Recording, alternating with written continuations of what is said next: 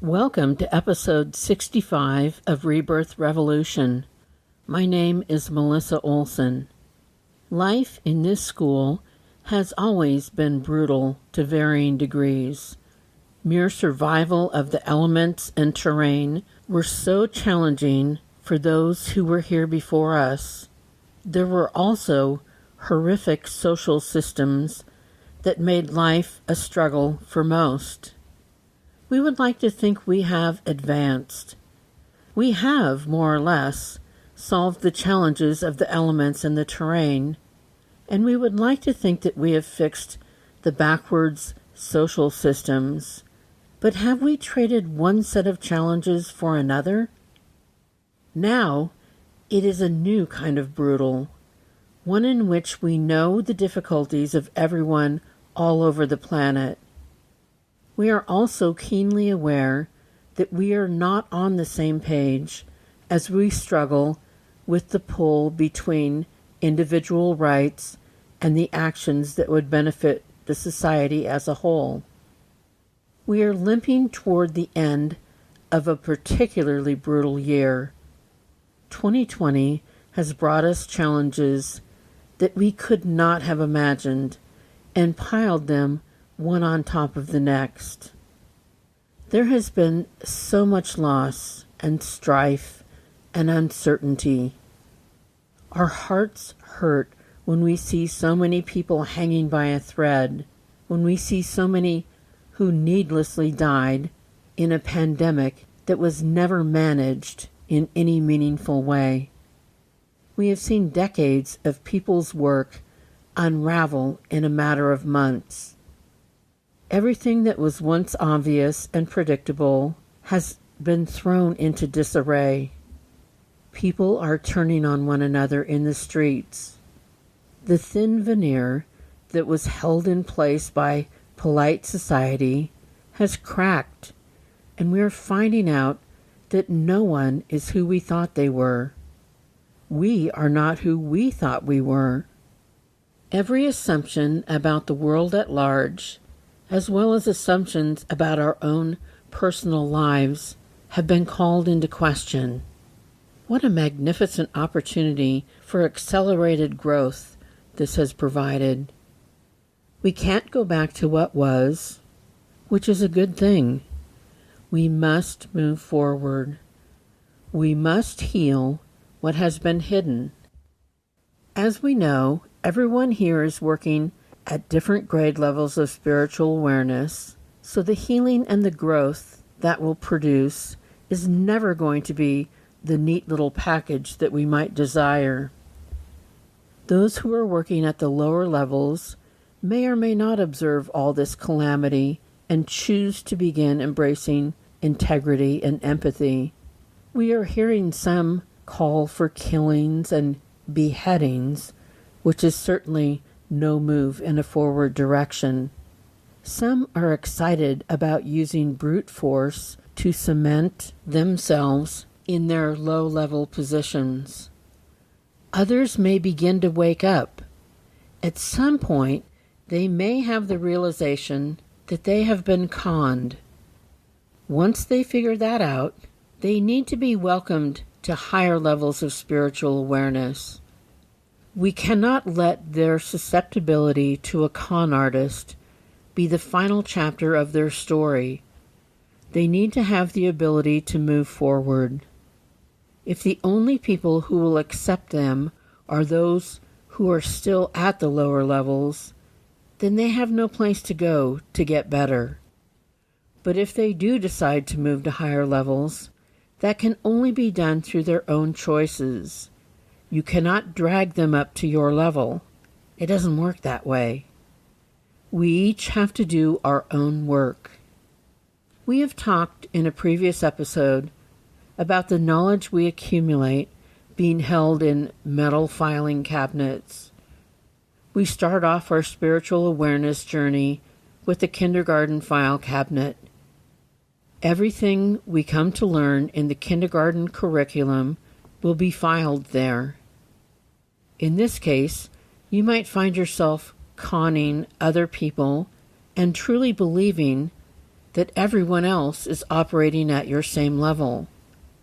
This leaves you feeling fine with the fact that someone else is conning you. It's just part of the game as you know it. When you get even a little bit higher in awareness, you become displeased with being conned. You no longer see it as the only game in town. That information may be enough to make you give up the practice yourself. At this point, you would be given the metal filing cabinet that holds your first grade curriculum. You are then capable of processing the ideas and lessons that are associated with that level. The lessons from higher grade levels would mean nothing to you and would be impossible to assimilate, and will have to wait because you have nowhere to store them, nor do you have the capacity to absorb the lessons. I have experienced this phenomenon personally. I was given some spiritual information that was at a higher level than I was inhabiting at the time, and I literally could not hold the information in my brain. I had it in recorded form, I had it in written form, and I couldn't hold it in my brain. I've always considered myself to have a good memory, but this just wouldn't stick no matter how many times I listened or read it. It wasn't until I developed the connective tissue between where I was at the time and the understanding needed to absorb the information that it stuck. It was the strangest sensation. The system is structured for you to gain all the knowledge of each and every level. Just as in our educational system, you can't give the lessons of algebra to a student who does not yet know their numbers. It is all built up piece by piece because that is the only way it makes sense. Each piece of information builds upon what you have already incorporated. I was not able to leapfrog from where I was to where I needed to be because I would have missed all the information in between that made sense of it all. It's a very sad fact that at the lower levels, people cannot yet feel any empathy for something that doesn't affect them personally. Once it happens to them, whatever it is, then it becomes an issue that needs to be reckoned with, but not a day sooner. You see this now with people who aggressively deny the pandemic. They are all full of bluster and BS until it hits them, at which point they tell others to take it seriously. At the lower levels, all motivations are rooted in self, self, self. It is not until you grow to higher levels that you are even capable of feeling empathy for the struggles others face, empathy for things that have not happened to you. This is one of the great reasons to grow to higher levels. Instead of having to go through all the struggles, you can glean the necessary lessons through watching what happens to others.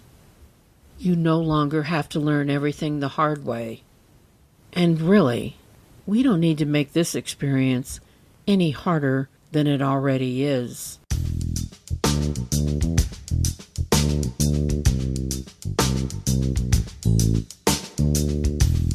So here we all are, dealing with the unprecedented challenges we face, each dealing to the best degree we can based on our current level of spiritual awareness. Each bit of wisdom that is embedded in the crisis will soak in at the rate that matches our capability. Some will come to the wisdom quickly. Others will not ever absorb it in this lifetime. Frustrating, but true. Those of us who are not deeply entrenched in denial are trying to figure out how to stay safe, how to protect others, and how to keep our lives going in a way that will keep us from losing our shelter and sustenance. We have lost our precious time with others. Many have lost their time alone. Many have lost their jobs. We have lost opportunities. Our imagined futures have been altered and put on hold. And worst of all, many have lost loved ones. That's a lot to deal with. You can't spend your every waking hour trying to learn from this. You need gaps to let some lessons soak in. So what do you do to get through all of this? You seek comfort and joy. Think of your life experience as being on a spectrum from the darkest of dark moments all the way through to the most exquisite moments of joy you have ever experienced. We are, at every moment, somewhere on that spectrum. There is quite a bit of space between the lowest of lows and the highest of highs. Our old thinking was that we were here to simply react to what life dished out. We're not going to do that any longer. We're going to learn to recognize where we are on the spectrum at any given moment and how to move to a different space. We have that power. We are here to experience the full range of emotions, but it becomes unproductive if we park it in one spot that is not teaching us anything. There are circumstances outside of ourselves that will contribute to our current point on the spectrum, like your work situation, your family situation, your financial situation, your current state of health. Those have the power to move you to the darker side. But that's perfectly normal. But are you clear on the things you can do that will move you more deeply into the darkness? This is of the utmost importance to recognize. If you are feeling a little wobbly, will diving into social media bring you back up and out? Or will it make you sink deeper because of all the comparisons you will draw between what you feel and the images others have posted?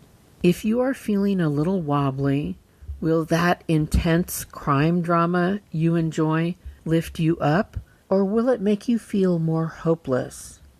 If you're feeling a little wobbly, will sad music intensify your feelings or help you vent them? Will reminiscing over what the holidays looked like in the past bring you comfort, or will that exercise just decimate you? Everyone has a different and specific response to all forms of stimuli, and you really need to have a fix on your own, since your state of mind is yours and yours alone to fix. You are also responsible for recognizing and controlling your triggers. If social media is making you feel terrible, stop looking. The world will go on without you. If the TV news is getting you down, turn it off.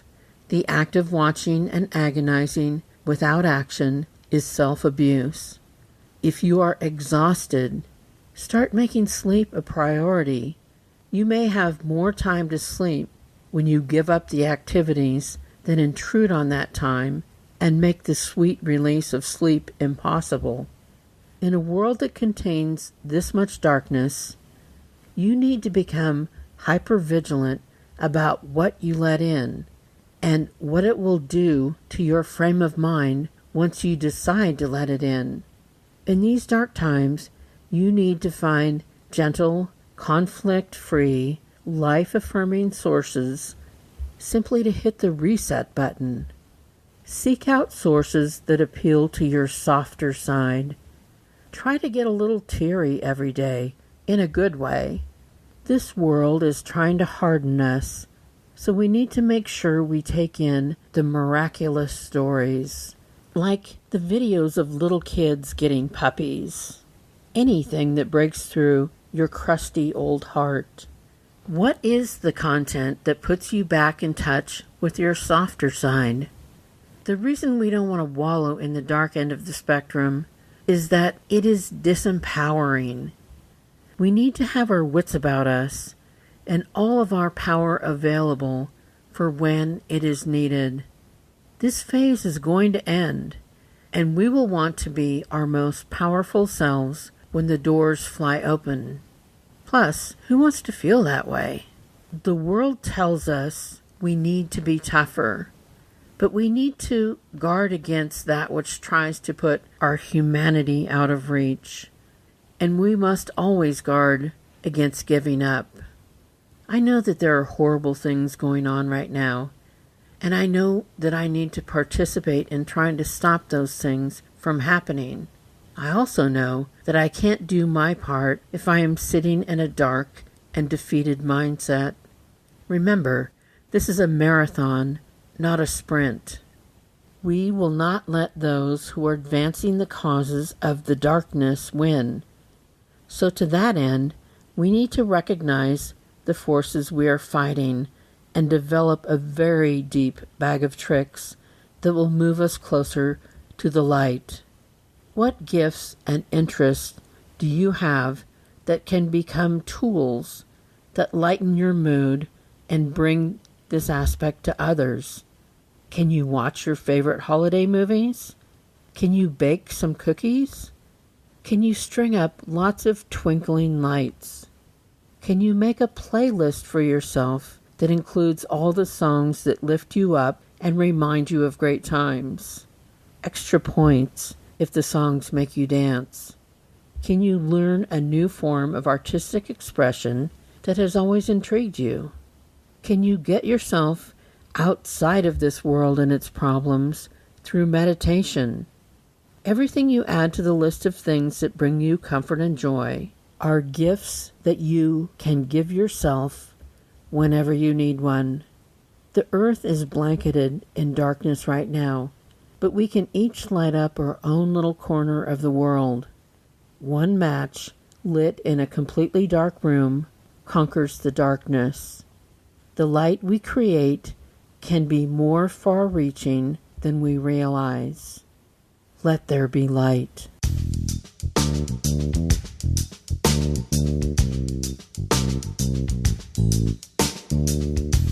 Thanks for listening to Rebirth Revolution. You are getting through these unprecedented times, and you should feel a sense of pride about that. You don't need to do it perfectly. You just need to do what it takes to emerge on the other side, preferably in a way that does not inflict damage on yourself or others. Until next week, tell people you love them. Don't let down your COVID guard. Make a list of things that bring you comfort and joy, and wear your mask. Remember, you are loved exactly as much as every other person on the planet, not 1 ounce more or 1 ounce less. Stay strong and safe and in the twinkling light.